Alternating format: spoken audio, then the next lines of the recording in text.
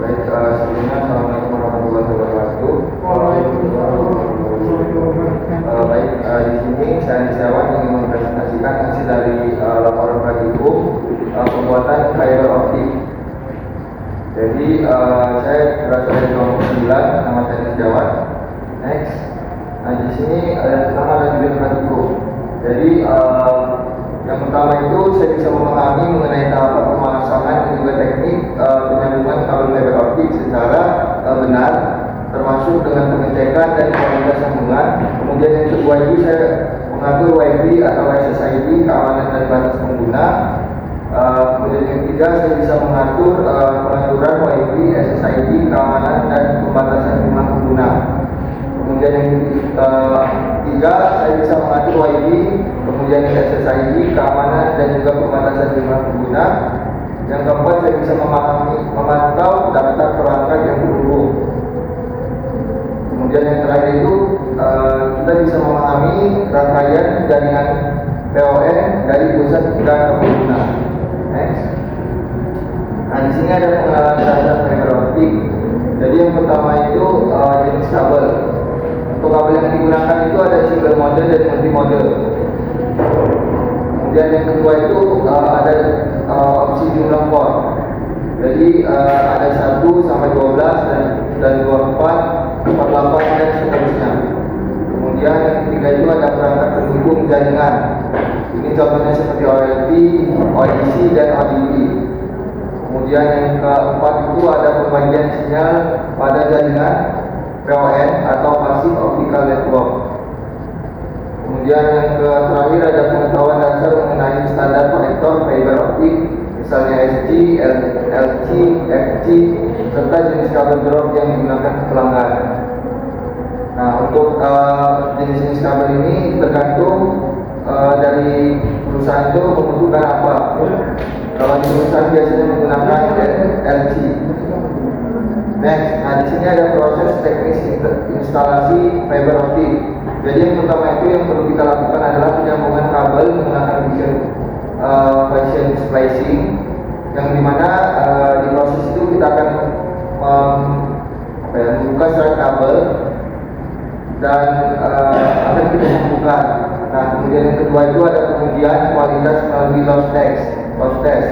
Nah jadi di tahap yang ini kita akan tes dari kabel yang kita potong itu berhasil sempurna atau rusak. Kemudian yang ketiga itu ada analisa jalur kabel menggunakan OTDR. Nah jadi di bagian yang ketiga ini nanti ada laser yang dimana selesai dari kita spacing dan juga menyambungkan kabel itu kita akan laser pakai perangkat itu apakah laser itu bisa menemukan sampai di ujung yang kita sambungkan. Jika itu berhasil berarti apa yang kita lakukan itu sudah benar. Kemudian yang keempat ada penarikan dan terminasi kabel pada perangkat seperti ODP dan ONT. Nah ini penarikan kabel ini itu ada dua jenis kabel dan juga ada ODP dan ONT. Ini ada kabel outdoor dan juga indoor. Kemudian yang terakhir ada pemeriksaan redaman total living budget sebelum diaktifasi layanan pelanggan. Next. Nah di sini ada konfigurasinya. Untuk konfigurasi JDE-POE itu, yang pertama kita akan memasukkan username dulu dan juga password PPOE yang akan kita sesuaikan sesuai dengan penyedia layanannya. Kemudian kita simpan konfigurasi setelah konfigurasinya. Kemudian yang terakhir kita akan melakukan pengecekan koneksi untuk memastikan status itu sudah terhubung atau belum. Kemudian langkah selanjutnya itu kita membuat nama jaringan atau SSID. Kemudian yang kedua kita mengaktifkan keamanan BPA 2 atau BPA 3. Nah jadi di dalam ketentuan ini sesuai kita ingin memilih WP2 atau WP3 sesuai dengan standarnya. Kemudian yang ketiga itu kita bisa menentukan jumlah pengguna perangkat maksimal yang akan masuk ke dalam jaringan tersebut. Contohnya 3 atau 4. Jadi yang terakhir itu ada mengatur password dan agar jaringan aman.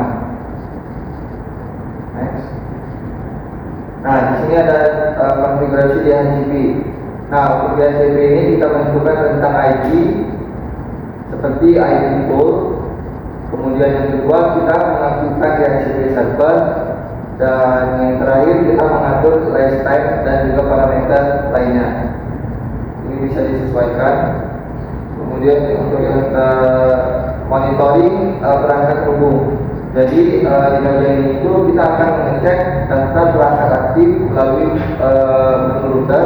Kemudian yang kedua kita bisa membaca alamat IP dan juga MAC address. Kemudian yang ketiga kita bisa memantau aktivitas jaringan dan membatasi pengguna jika diperlukan. Kemudian yang keempat kita mengaktifkan fitur parental control atau jadwal WiFi untuk mengatur waktu penggunaan. Kemudian yang terakhir itu ada memblokir perangkat asing atau mencurigakan untuk meningkatkan keamanan jaringan. Nah, di sini ada alur pengerjaan fiber optik. Jadi yang pertama itu yang harus kita lakukan adalah untuk mendistribusikan jaringan itu ada OLT, yang dimana OLT ini kabel outdoornya, kemudian ODC, ODP, ONT atau router, kemudian perangkat user. Kemudian yang kedua itu kita router itu bertugas untuk membagikan koneksi seperti WiFi dan juga LAN ke pengguna. Kemudian yang ketiga itu kita bisa fiber optik ini bisa menjadi utama pengiriman data. Baik, di sini ada kesimpulan.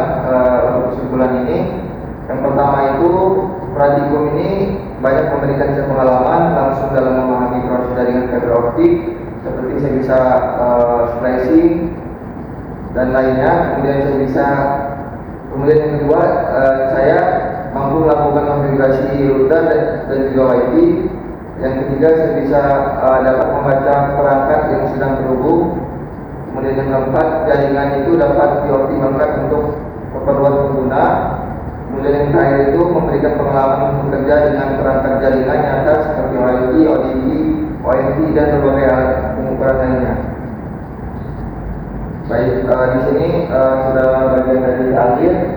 Selanjutnya saya akan membuka sesi tanya jawab.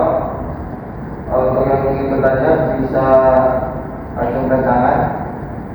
Saya mau bertanya. Baik, bisa perkenalkan diri dan juga asal dari mana.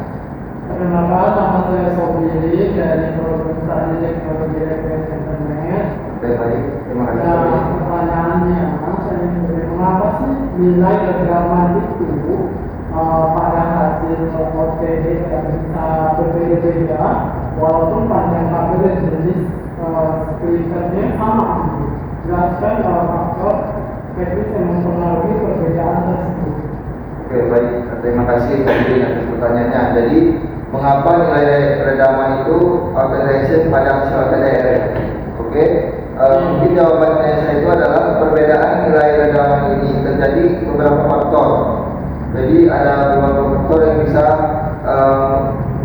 perbedaan ini bisa terjadi. Yaitu yang pertama, yang saya tahu itu ada kualitas hubungan, sambungan atau spacing. Jika di segmen jaringan core operation spacing itu tidak dapat presisi, kemudian redaman itu meningkat meskipun jarak kabel yang sama. Kemudian yang kedua itu bisa terjadi karena kondisi fisik kabel. Nah, kondisi fisik kabel ini bisa terjadi karena tekukan atau bending, kemudian tekanan atau lekukan seperti mikroband. Sepanjang kabel dapat meningkatkan redaman. Kemudian yang terakhir ini ada kualitas retansi konektor. Jadi konektor yang kotor atau tidak presisi dapat meningkatkan back reflection dan redaman. Kemudian ada toleransi atau perangkat OTDR. Jadi setiap OTDR itu memiliki noise level dan akuisisi berbeda, sehingga hasilnya itu bisa sedikit bervariasi. Kemudian yang terakhir itu bisa terjadi karena suhu dan juga lingkungan yang mempengaruhinya agar yang pada ahli pembacaan redaman tersebut. Seperti itu sendiri jawabannya. Ya, terima kasih. Apakah cukup jelas seperti ini? Cukup. Baik. Apakah ada pertanyaan lagi? Ini saya akan menanyakan. Ini saya menanyakan dari mobil saya. Jadi di sini saya akan menanyakan. Jadi di sini pada jaringan POS bagaimana pengaruh rasio misalnya itu 18, 16, 132 terhadap kapasitas jaringan dan kualitas sinyal yang diterima pengguna. Teruskan hubungan teknis itu siapa? Baik, terima kasih Mas Alan untuk pertanyaannya. Untuk jawaban dari saya mungkin untuk rasio splitter itu bisa mempengaruhi kualitas sinyal dan juga kapasitas.